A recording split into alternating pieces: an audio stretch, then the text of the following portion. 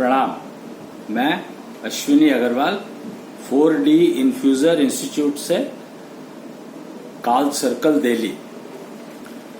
आज हम लोग निश्चलिज्म की बात कर रहे हैं। निश्चलिज्म यानी निश्चलता का पसारा, यानी जिसकी नींव कृष्ण ने महाभारत में रखी थी और बहुत पहले रखी थी, शायद कंस को मारने से भी पहले। और ज्ञान समुद्र का मंथन तो उन्होंने किया ही था पहले, उससे पहले ही किया था, क्योंकि वो तो छुटपन में ही किया था। मक्खन को ज्ञान कहा जाता है तो बताया जा चुका है। कृष्णांश कथा होती है हर शुक्रवार को शाम को 4 बजे। ये तो आपको पता ही है, बता ही रखा है, फिर भी एक बार मैंने बता दिया। और उसके वीडियोस आपको अश्विनी कुच्छल youtube.com चैनल पर मिल जाएंगे। कुछ वीडियोस एम्बेडेड अग्रवाल पर मिल सकते हैं और कुछ 4D इन्फ्यूजर इंस्टीट्यूट पर के चैनल पर मिल जाएंगे, क्योंकि रेलेवेंट वीडियोस रेलेवेंट जगह पर पोस्ट किए जाते हैं। तो जो सब्जेक्ट होता है कथा के अंदर उसको लेकर के और उस हिसाब से चलाया जाता है।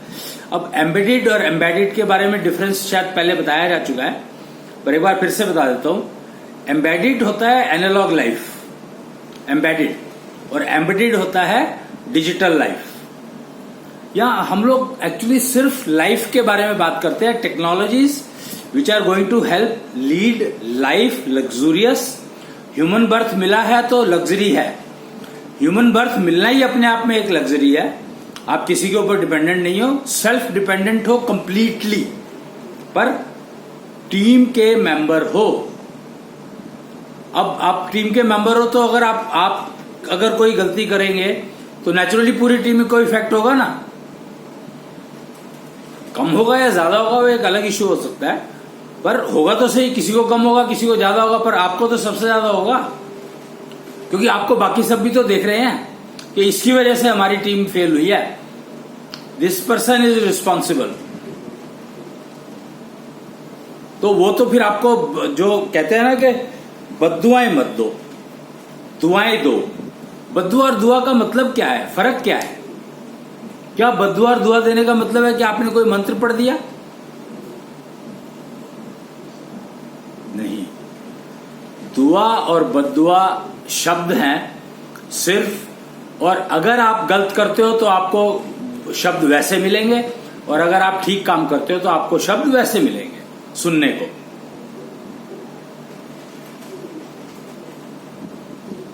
तो आपको गलत काम और ठीक काम भी आप ही डिसाइड करते हो, और कोई नहीं करता। दूसरे तो समझ जाते हैं कि इसको पता ही नहीं है गलत और ठीक का फर्क क्या है, तो उसको अवॉइड करना शुरू कर देते हैं। और कुछ लोग जिनको समझ आ जाता है कि इनके पास कोई ज्ञान है ही नहीं, वो मुझे क्या देंगे, तो वो साधु संत बन जाते हैं।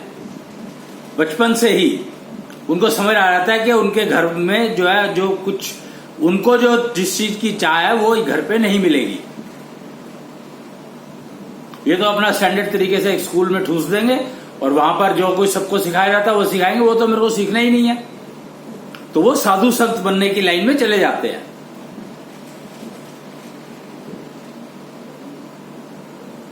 कि प्रैक्टिकल, चलो जीवन ही प्रैक्टिकल सिखा देगा, क्योंकि एजुकेशन में तो अभी तक जो एजुकेशन होती थी उसमें तो कुछ ऐसा सिखाया नहीं जाता जो जिसको प्रैक्टिकल कह सको।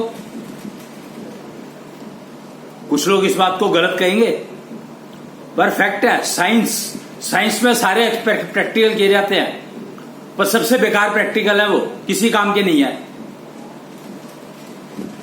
क्यों? बहुत सिंपल सी बात है भाई, बहुत ही सिंपल सी बात है कि वो कहीं काम ही नहीं आते। वो एपरेटस, वो सिस्टम बिल्कुल एकदम यूजलेस, रियल लाइफ से कनेक्शन ही नहीं है। इनफैक्ट वो आपको नुकसान ज्यादा पहुंचाते हैं, क्योंकि वो रियल लाइफ से आपका कनेक्शन काट देते हैं, और आप फिर उलझे रह जाते हो उन चीजों में जिन चीजों की एक्चुअली जरूरत ही नहीं है। एक कंपटीशन, अरे किस चीज का कंपटीशन भाई? कोई मेरे साथ कंपटीशन कर सकता है क्या? या मेरी इतनी वो है क्या कि मैं किसी के साथ कंपीट करूं? संभव ही नहीं है। 33 करोड़ देवी देवता थे, 33 करोड़ देवी देवताओं में 1 करोड़ देवता थे सिर्फ, बाकी 32 करोड़ देवियां थी। अब कोई सवाल पूछ सकते हो कि क्यों ऐसा कैसे हो सकता है, तो उसके लिए आपको समझना पड़ेगा कि देवता का मतलब क्या है, जबकि शब्द अपने आप में एक्सप्लेन कर रहा है। देवता मतलब जो देता है। अब क्या देता है, तो आप ये देखो कि आपके जीवन में आपने अभी तक कितने तरह के प्रोडक्ट यूज किए होंगे, सिस्टम यूज किए होंगे, सर्विसेज यूज की होंगी, कुल मिलाकर के 100, 200, 500, 1000, 2000। मेरे को तो नहीं लगता किसी ने 2000 चीजें इस्तेमाल की होंगी अभी तक। 10 साल की उम्र का मतलब होता है कितने दिन हुए? 10 साल की उम्र का मतलब कितने दिन होते हैं पता है आपको? 365 इंटू 10 तो 3650। चलो 4000 मान लो, मानने से कुछ होगा क्या? 10 दिन और जोड़ लो, उसके दो ही 3 दिन तो जुड़ेंगे।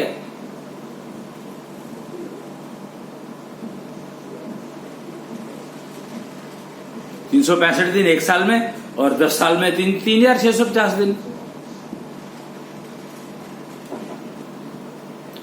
तो इतने दिनों में आप रोज एक नया प्रोडक्ट यूज करते हो क्या? रोज एक नया प्रोडक्ट सुनते भी हो क्या? अरे बनाना ही नहीं आता किसी को, एक ही प्रोडक्ट मल्टीपल बन रहा है कि सारी दुनिया के इस्तेमाल के लिए बना दिया मैंने तो ये, और चाहे वो नुकसान करता हो।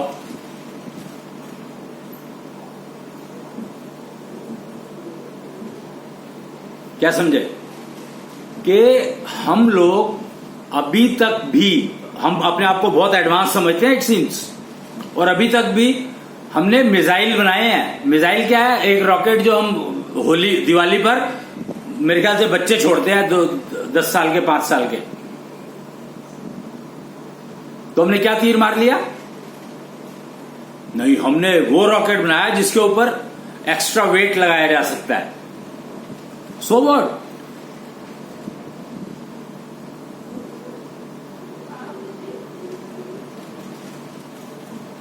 तो हम लोग मुश्किल से 2-3 हजार प्रोडक्ट भी पूरी जिंदगी में नहीं, नए प्रोडक्ट पुराने प्रोडक्ट मतलब कुल मिलाकर के अगर नए प्रोडक्ट सारे जोड़े, इमेजिनेशन में भी हम लोग 2-3 हजार प्रोडक्ट से ज्यादा नहीं जा पाते। 5000 तो अपर से अपर लिमिट होगी मेरे ख्याल से, सबका ज्ञान लगा दो तो 5000। अब ये इस फिगर पर पहुंचे कैसे? तो एक्चुअली एक ना नब्ज ज्ञान होता है। वो कहते हैं रावण ज्ञानी था, कहा गया कि रावण ज्ञानी था, उसको बहुत ज्ञान था। जब पूछा गया उसको क्या ज्ञान था, तो इस सवाल का जवाब आया नहीं। क्यों? क्योंकि हमारी इमेजिनेशन ही नहीं है, हम लोग सोच ही नहीं सकते वहां तक, मतलब ये भी नहीं सोच पाते कि उसको ज्ञान क्या था। स्टैंडर्ड आई का आंसर आया था, उनको वेदों का ज्ञान था। अरे भैया, वेदों का ज्ञान तो आज की तारीख में मेरे ख्याल से 90% लोगों को हो गया, कटसी टीवी और उसमें सुना के। उसके लिए पढ़े लिखे होने की जरूरत ही नहीं है। वेदों के ज्ञान के लिए तो आपको पढ़ा लिखा होना जरूरी है ही नहीं। योग्यता जागृत करनी पड़ेगी, उसका तरीका आपके पास है नहीं। योग्यता जागृत करने का तो तरीका ही नहीं है, था ही नहीं। 95 के बाद तो वो तरीका आया है, दिया गया है 1995 के बाद, और उसकी घोषणा की गणेश जी ने 1996 में। पर हमने उस घटना को मिथ्या बता दिया। सामने जो चीज हो रही है उसको भी हम लोग झूठ मानते हैं। हमारी क्या हालत हो गई है कि हमारी आंखों के सामने जो घटना हो रही है उसको भी हम झूठ बोलते हैं। एक्सीडेंट हुआ है, हमारे सामने हुआ है, लेकिन हम नहीं मानते।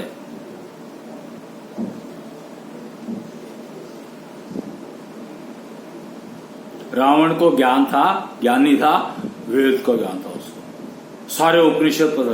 अरे उपनिषद है क्या? वेदों की एक्सप्लेनेशन ही तो है। पुराण क्या है? वेदों की एक्सप्लेनेशन ही तो है। तो जिसको वेदों का ज्ञान हो गया तो उसको बाकी सारी चीजें तो अपने आप आ गई, उसमें कहने की क्या जरूरत है कि उसका ज्ञान था, उसका ज्ञान था, उसका ज्ञान था। गीता क्या है? वेदों का सार गीता है, तो उसमें कौन सी नई चीज है?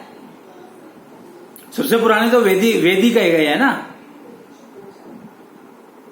और वेदों में भी अब जब ये 2000 वही बात कि जब समझ में आना शुरू हुआ तो पता लगा कि ये तो 4 वेद जो है ये तो इनका एक मूल रूप, बीज रूप वो है, वो तो है ही नहीं वहां पर, उसके बारे में तो कोई जानकारी नहीं है। कुच्छल वेद जिसका नाम दिया गया है, और क्योंकि कृष्ण ने 5000 साल पहले ज्ञान समुद्र मंथन करके निकाल दिया था, वो समझ ही नहीं आया किसी की। क्यों रोटी गई? अभी तो रोटी के पीछे रोटी नहीं पूरी होने में आ रही अभी तो किसी की। अभी तक भी हम इस उसमें है कि हर इंसान को रोटी मिल जाए खाने को।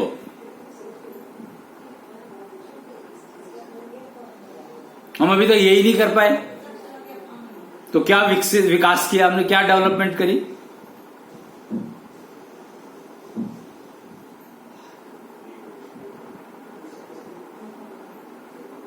पर हां, अगर हम नेगेटिविटी को वो करते हैं, देखते हैं, या जो नुकसान पहुंचाने वाली चीजें हैं उसको देखते हैं, फिर कुछ नहीं कहा जा सकता भाई। तो नुकसान पहुंचाने, अच्छा हाँ, अब यहां पर एक इश्यू ये है कि क्योंकि सामने वाला जो है वो उसके मन में बेईमानी है, मेरे में तो है नहीं, पर उसके मन में बेईमानी है, और वो हमें नुकसान पहुंचाएगा ईर्ष्या के कारण। जैसे पहले बात हो चुकी है कि ज्यादातर नुकसान जो होता है दूसरे की ईर्ष्या के कारण अपने को नुकसान होता है। तो हमने अपने आप को उससे ज्यादा स्ट्रांग बनाने की कोशिश कर ली शुरू, बजाय इसके कि हम ऐसा अपने आप को बनाते कि दूसरे की ईर्ष्या मुझे नुकसान ना पहुंचाए, मुझे तुरंत पता लग जाए कि मेरे से ईर्ष्या कर रहा है, और अपने आप को मैं प्रोटेक्ट कर लूं। पहली बात तो होगा क्या उससे? आप एक दक्षिणा शील्ड कहा गया उसको, ये जो आपको दूसरे की ईर्ष्या आपके प्रति है और आपको नुकसान पहुंचाएगी, उससे बचने के लिए आप अपने चारों तरफ एक दक्षिणा शील्ड डेवलप कर सकते हो। दक्षिणा तत्वगुरु है, यहां बैठे हैं।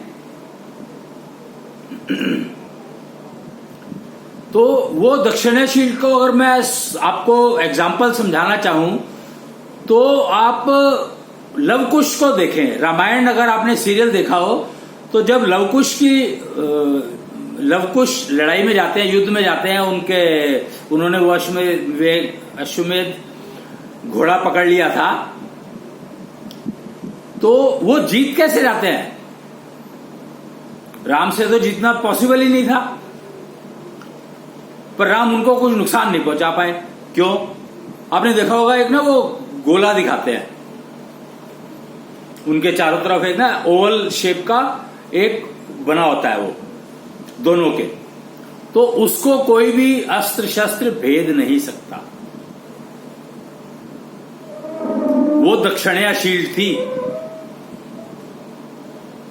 उस समय में उपयोग होती थी।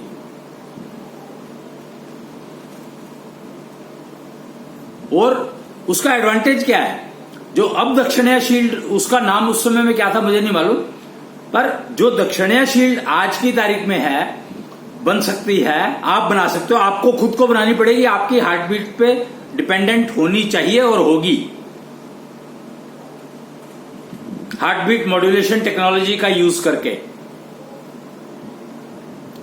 और वो शील्ड का एडवांटेज क्या है? अगर आपने वो शील्ड अपने चारों तरफ बना ली, तो जो आपसे ईर्ष्या करता है, जब आपको नुकसान पहुंचाने की कोशिश करेगा, तो वो नुकसान उसको कई गुना होकर के वापस मिलेगा, और पता भी नहीं लगेगा उसको, किसी को नहीं पता कि आपके पास दक्षिणा शील्ड है, पता ही नहीं लगेगा, किसी को नहीं पता लगेगा, क्योंकि वो आपने बनाई है और आपकी हार्ट बीट पे डिपेंडेंट है, किसी और से कोई मतलब ही नहीं है। पर आपको एडवांटेज क्या मिला? उसने एक मिसाइल छोड़ी और उसके घर में 10 मिसाइल फूट गई। सोचो, मैं क्या कह रहा हूं? उसने एक गोली चलाई और उसके घर में 10 गोलियां चल गई अपने आप ही। एक ना कोई मूवी थी या शायद कई मूवी रही होंगी, उसमें ना दिखाया गया था कि वो रिवॉल्वर उसके हाथ में आ जाती है और वो गोली चलाता है। अभी देखी मैंने कहीं रिसेंटली, मुझे याद नहीं आ रहा, नाम नहीं याद आ रहा उसका, 15-20 दिन हो गए, महीना हो गया होगा। वो गोली उसको ही मार देती है। कारण वो बनाई इस पर्पस, इस तरीके से गई थी वो बंदूक, वो रिवॉल्वर डेवलप इस तरीके से करी गई थी कि अगर गलती से दुश्मन के, अगर मेरी रिवॉल्वर है, मेरे हाथ में आती है, तो मेरे को पता है कि एक बटन है उसका, उसको दबाऊंगा तो वो सामने गोली चलाएगी और नॉर्मली उसको मैं उस मोड में रखता हूं। नॉर्मल केस में वो गोली मेरे ऊपर चलाएगी, लेकिन अगर मेरे को सामने गोली चलानी है तो उसका वो बटन दबाऊंगा, वो लीवर दबाऊंगा मैं। ये बात मुझे पता है क्योंकि मेरी रिवॉल्वर बनाई हुई है, मुझे पता है इस बात का।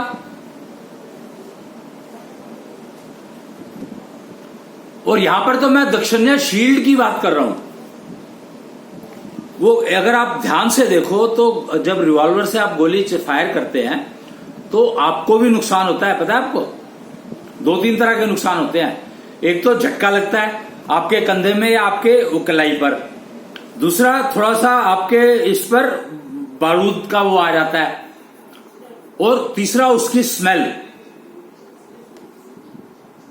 ये 2-3 नुकसान तो पक्के हैं, और होते हो तो मुझे पता नहीं क्योंकि मैंने कभी चलाई नहीं। एनसीसी में था तो हमें तो बंदूक दी जाती थी, वो 303 पता नहीं क्या कहते थे उसको, उससे प्रैक्टिस चलाई तो है मैंने, पर बंदूक चलाई है, और वो वाली एनसीसी वाली जो होती है, मुझे नहीं पता वो जेन्युइन होती है या मेड फॉर दिस पर्पज होती है।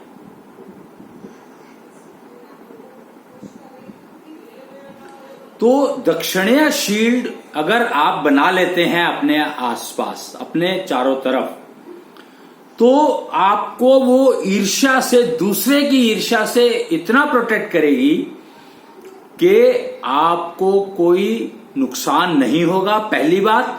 और जो आपसे ईर्ष्या करता है, जिसने आपको नुकसान पहुंचाने की कोशिश करी है, उसको मिनिमम 10 टाइम्स नुकसान होगा, मिनिमम 10 टाइम्स।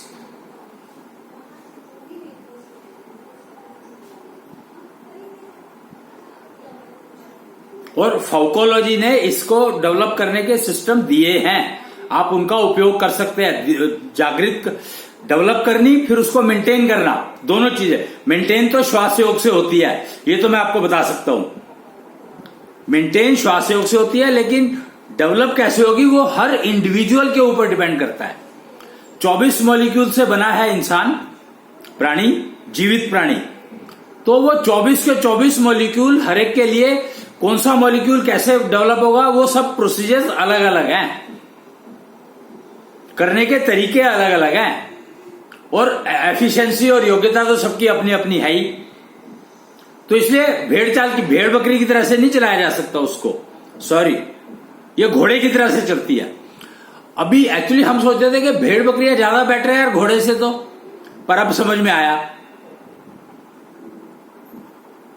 हर घोड़े की चाल अलग होती है।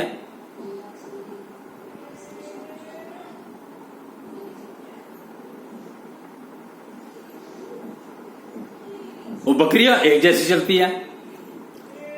तो दक्षिणीय शील्ड जो है एक जैसी नहीं है, एक जैसी सबकी नहीं होती, अपनी अपनी होती है सबकी, और मेंटेन सबको अपनी अपनी करनी है। तो नेचुरली स्ट्रेंथ आपको मेंटेन करनी पड़ेगी, दूसरे से क्या लेना देना,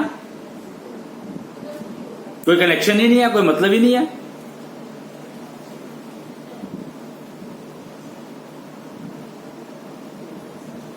दशांश चक्र, ट्रिपल सी चक्र, दशांग चक्र,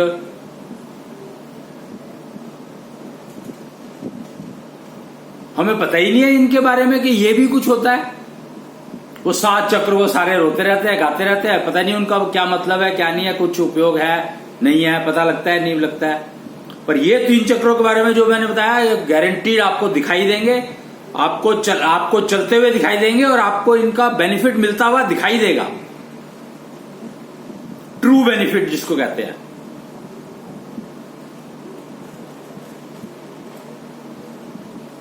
पर सबके लिए इंडिविजुअल है, हर इंडिविजुअल के लिए अलग अलग है। और समझाने में, सिखाने में तो 1 लाख लोगों को एक साथ सिखाया जा सकता है, पर किसको तरीके बताए जा सकते हैं, लेकिन वो तरीका किसको कितनी बार करना है, किस चीज को उसमें जोड़ना है, किस चीज को घटाना है, ये हर इंडिविजुअल का अलग है। पोयम 4 तरह की है। जनरल जब बात करी जाती है तो सब कुछ बता दिया जाता है, लेकिन इंडिविजुअल के लिए अलग अलग है। श्वास योग सबको करना ही पड़ेगा, क्योंकि श्वास योग जो है वो मेंटेन करता है शील्ड को, तो वो तो सबको करना ही पड़ेगा। उसका एक ही तरीका है सबको करने का।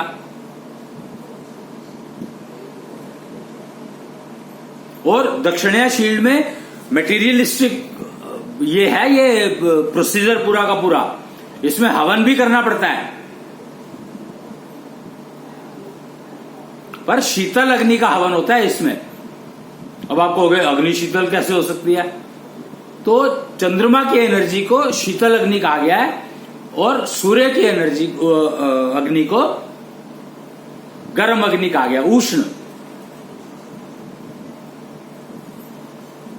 तो शीतल अग्नि का हवन होता है, चंद्रमा की एनर्जी का उपयोग होता है, और वो शील्ड बनाती है दक्षिणीय शील्ड, किसी को दिखाई नहीं देती। ऑरा, एक ऑरा कहते हैं ना, ऑरा होता है कुछ, ऑरा तो सबको दिखाई देता है। ऑरे का तो एक्चुअली मैं सही बताऊं तो उसका नुकसान है, फायदा नहीं है। कारण कि ऑरा का मतलब है कि आपने अपनी एनर्जी बाहर रख दी, तो आप उसको यूज कैसे करोगे? बाहर तो ऑटोमेटिकली चलेगी, अंदर लाने में उसको टाइम लगेगा, और तब तक तो जो कांड होना है वो तो हो ही जाएगा। फिर क्या करोगे आप?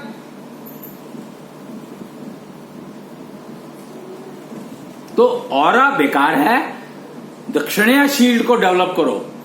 वो ना दिखाई देती, तो इसलिए किसी को नहीं पता कि आपके पास आप इक्विप्ड हो दक्षिणीय शील्ड से, और लाभ आपको मिल रहा है। कोई आपसे ईर्ष्या कर रहा है, नहीं कर रहा, आपको सोचने की जरूरत ही नहीं है। आपको जरूरत ही नहीं है समझने की, सोचने की कि वो मेरे से ईर्ष्या करता है और वो मुझे नुकसान ना पहुंचा दे। 90% टाइम तो आपका इस चीज में वेस्ट हो जाता है। क्यों? एक ईर्ष्या कर रहा है, 2 कर रहे हैं, 5 कर रहे हैं, 10 कर रहे हैं। आप ऑफिस में हो, आपके ऑफिस में काम कर रहे हो, आप ही की टीम आपसे ईर्ष्या कर रही है। आपने इतनी मेहनत से वो टीम तैयार करी है और वही ईर्ष्या कर रही है आपसे, तो आप क्या कर लोगे? आपकी एफिशिएंसी अच्छी है, आपकी ग्रोथ अच्छी हो रही है, तो ईर्ष्या करेगी हो।